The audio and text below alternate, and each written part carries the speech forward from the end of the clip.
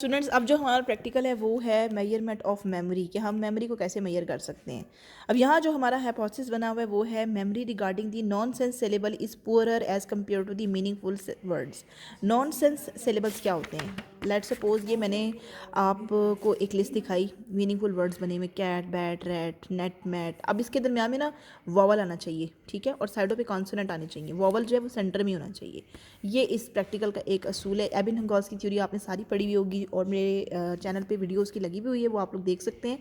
साथ यहाँ पे नॉन सेंस सिलेबल्स हैं लाइक दिस इज LEP। अब देखें इसके दरमियान में वॉवल लगा हुआ है, ठीक है। आपने ये लिस्ट आपको बनी बनाई मिलेगी और आप खुद भी बना सकते हैं अगर क्रिएट करना चाहें तो।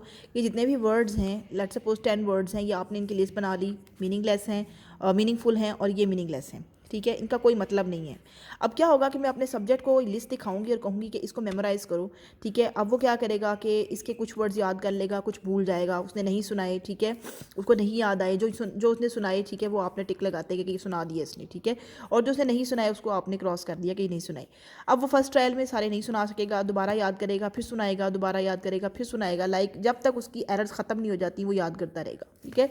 अब यहाँ पर लेट्स सपोज 5 ट्रायल्स में उसको लिस्ट याद होगी थी, 6 भी हो सकती है, मे बी किसी को 5 ट्रायल्स में ना याद हो सारी लिस्ट, ठीक है, 6 में भी हो सकती हैं, लेकिन आप जो 7 में भी हो सकती हैं। ये तो मेमोरी पे हर इंसान की मेमोरी जो होती है वो सेम तो नहीं होती है, ठीक है। कुछ लोग अपनी मेमोरी उनकी बहुत अच्छी होती है, वो जल्दी याद कर लेते हैं, कुछ को देर से याद होता है, लेकिन ये एक सैम्पल है जिसे आप फॉलो कर सकते हैं। तो यहाँ पर वो उसको जो लिस्ट है वो जल्दी मीनिंगफुल की याद हो जाएगी, ट्रायल्स कम होंगी, ठीक है। अब इस में अगर आप देखें तो इसमें ट्रायल्स कितनी है, 9 है, ठीक है।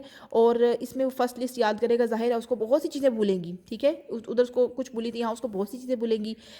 इसका एक मकसद तो ये है कि नॉन सेंस चीज़ें आपको देर से याद होती हैं, दूसरा उन पे ट्रायल्स ज़्यादा लगती हैं, ट्रायल्स ज़्यादा लगता है, ज़्यादा लगती हैं, और उसके अलावा उनमें एरर्स भी बहुत ज़्यादा होती हैं, ठीक है। तो इसमें देखें एरर्स बहुत ज़्यादा हुई पहले, उसके बाद थोड़ी कम हुई, फिर कम हुई, जब तक उसकी सारी लिस्ट उसको याद नहीं हो जाती आपने इन ट्रायल्स को रिपीट करते रहना है, ठीक है। अब यहाँ देखें करेक्ट वर्ड्स जितने सुनाए, इनकरेक्ट वर्ड्स कितने थे उसके, यहाँ देखें इनकरेक्ट जो है जब तक ज़ीरो नहीं हो जाते आपने वो ट्रायल्स लेते रहना है, ठीक है। यहाँ पे ये भी हो सकता है यहाँ एक एरर हो, यहाँ एक एरर हो, जब तक वो ख़त्म नहीं हो जाते आप वो ट्रायल्स लेते रहेंगे, ठीक है। तो इसमें ये दो मकसद हैं, एक तो ये कि मीनिंगफुल चीज़ें आपको जल्दी याद हो जाती हैं और मीनिंगलेस या नॉन सेंस आपको देर से याद होती हैं। मीनिंगलेस में, मीनिंगफुल में कम एरर्स होती हैं और मीनिंगलेस में ज़्यादा एरर्स होती हैं। तो आई होप सो कि आपको जो है वो इस प्रैक्टिकल की समझ आ गई होगी।